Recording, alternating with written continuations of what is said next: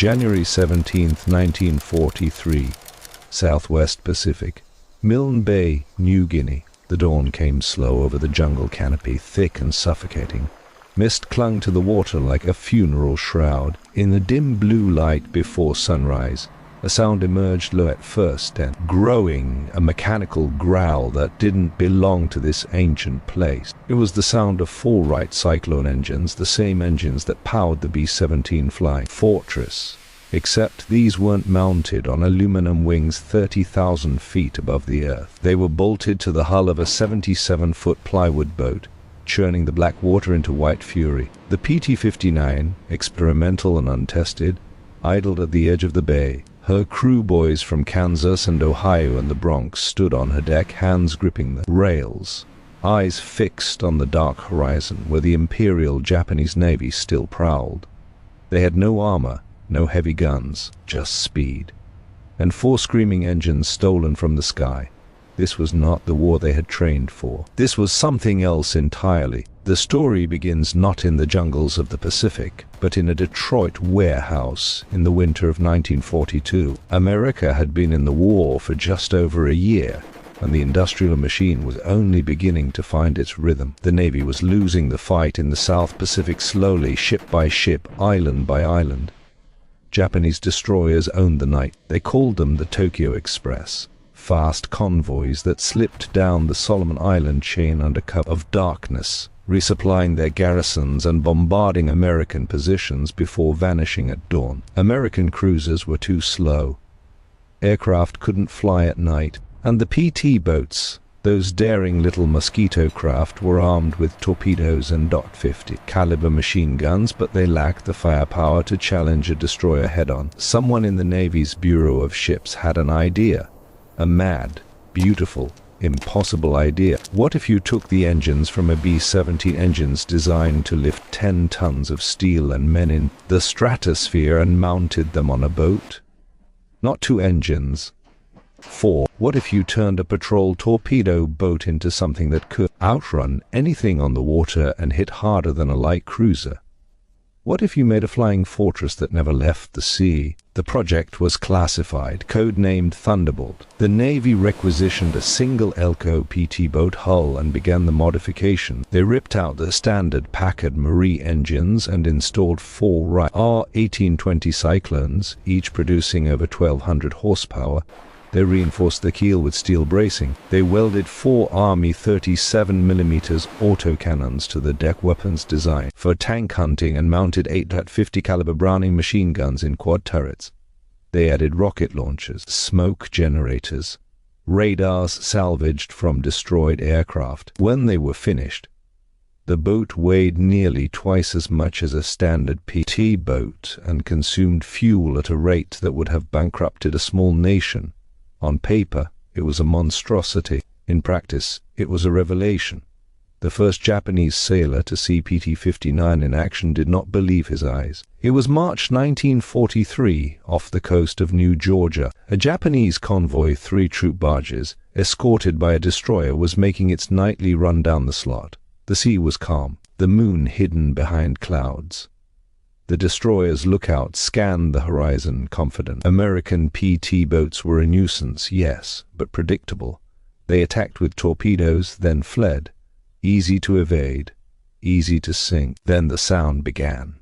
A roar that built and built until it drowned out even the destroyer's own engines. The lookout turned, and in the darkness he saw something impossible, a wall of white water, and behind it, a shape moving at a speed no boat should achieve, trailing fire from its exhausts like a comet. The PT-59 came in at 47 knots faster than the destroyer could turn and opened fire. The 37mm cannons fired in staggered bursts, each round punching through the thin hulls of the troop barges like paper. The .50 caliber turrets hosed the decks, cutting down soldiers before they could reach their weapons. Rockets streaked across the water, exploding against the destroyer's superstructure, shredding antennas and searchlights. And then, before the Japanese gunners could even train their guns, the PT-59 was gone, vanishing into the night, her engines screaming defiance into the dark. The Japanese radioed back to Rabaul. They did not call it a boat. They called it a Yumi no Yonzai, a fortress of the sea. But what the Japanese could not see, what no one could see from the outside, was the cost. The men who crewed the Thunderbolt boats lived in a state of constant vibration. The engines, designed for the thin air of high altitude, ran hot and angry at sea level. The noise was unbearable. Even with cotton stuffed in their ears, the crew suffered permanent hearing damage. After just a few missions, the heat from the exhaust manifolds turned the deck into a griddle. In the tropical humidity, the temperature inside the engine compartment reached 130 degrees. Men collapsed from heat stroke. The fuel consumption was so extreme that the boats could only operate for 90 minutes at full speed before running dry. And yet they volunteered. Every man who served on a Thunderbolt boat knew the odds. They knew the engines could fail. They knew a single hit to the fuel tanks would turn the boat into a fireball. They knew that if they were caught in daylight by Japanese aircraft, they would not survive. But they also knew something else. They knew that for the first time in this war, they were not the underdog. They were not sneaking through the night, hoping to land a lucky torpedo hit. They were bringing overwhelming, brutal American firepower to a fight the enemy thought they owned. One pilot, Lieutenant Edward Farley, wrote in his journal after his third mission, "We are not sailors anymore. We are something new. We are the hammer and the knife." Is our envoy. The Japanese tried to adapt. They armored their barges. They added escort destroyers. They changed their routes, their timing, their tactics. Nothing worked. The Thunderbolt boats were too fast, too unpredictable, too violent. By the summer of 1943, Japanese supply runs in the Solomons had become suicide missions. Soldiers stationed on islands like Kolombangara and Vella La Vella began to starve. Medical supplies ran out. Ammunition dwindled. The Tokyo Express, once the lifeline of the Japanese South Pacific campaign, was cut to ribbons. But there was something else happening, something deeper than tactics or logistics. The Japanese soldiers, who had been told that Americans were soft, undisciplined, obsessed with comfort and luxury, they began to see the truth. These were not the decadent weaklings their propaganda had promised. These were men who took the engines of a bomber machine of the sky and put them on a boat just to see if they could. These were men who built a weapon so excessive, so unnecessarily powerful, that it defied all logic and reason. And it worked. A captured Japanese officer, interrogated in late 1943, was asked what he thought of American tactics. He paused for a long time. Then he said, through a translator, "You do not fight to win. You fight to prove you can build anything. You turn the ocean into the sky. You turn a boat into a fortress. We cannot compete with this. We do not have the steel.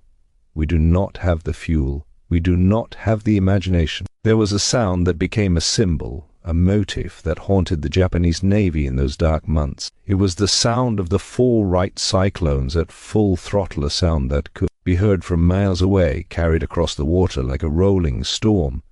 Japanese sailors began to call it the American thunder. It was not the sound of engines. It was the sound of industry. It was the sound of a nation that could afford to waste, to experiment, to strap bomber engines to a plywood boat just to see what would happen. It was the sound of abundance weaponized. To the Americans, it was just noise. To the Japanese, it was proof of something they had feared since Pearl Harbor, but had not yet fully understood, that they were not fighting an enemy. They were fighting a force of nature. They were fighting a country that could outproduce, out-innovate, and out-imagine them at every turn. By the end of 1943, only 6 Thunderbolt boats had been built. The Navy deemed the project too expensive, too impractical for mass production. The standard PT boats, cheaper and easier to maintain, would continue to serve. But those 6 boats had done their work. They had shattered the myth of Japanese naval supremacy in the South Pacific. They had proven that speed and firepower in the right combination could turn the tide of a campaign. And they had planted a seed of doubt in the minds of every Japanese commander who had heard the thunder rolling across the water in the night. Most of the Thunderbolt boats did not survive the war. PT-59 was sunk by a Japanese dive bomber off Rendova in August 1943. PT-61 ran aground in a storm and was scuttled. PT-62 suffered a catastrophic engine failure and burned to the waterline. But the men who served on them, those who survived, carried the memory for the rest of their lives. They remembered the roar, the heat, the impossible speed. They remembered what it felt like to be faster than fear. Epilogue. In a warehouse in Subic Bay, Philippines, in the spring of 1945, a young Marine corporal stood in front of the burned-out hulk of a Thunderbolt boat, salvaged from a reef and brought ashore for scrap. He ran his hand along the charred plywood, felt the twisted metal of the engine mounts. Someone had welded a small brass plate to the helm. It read, "Built in Detroit, died in the Pacific." Feared by all. The corporal had never seen one in action. He had only heard the stories, but he understood in that moment something profound. This boat, this absurd, excessive, beautiful machine was not just a weapon. It was a statement. It was proof that in war, as in peace, America's greatest strength was not its discipline, or its strategy, or its courage, though it had all of those. Its greatest strength was its willingness to dream without limits, to take the tools of one world and force them into another, to refuse the constraints of tradition and logic and fear. The Japanese had called it a fortress, but it was never a fortress. Fortresses are built to endure, to withstand, to hold ground. This was something else. This was a storm given form. This was thunder made steel. And when it roared across the black water of the Pacific, engines screaming, guns blazing, it carried with it a message that could not be misunderstood. That freedom, when pushed to its edge, does not retreat. It builds, it dares. It straps bomber engines to a boat and charges into the night. And it wins.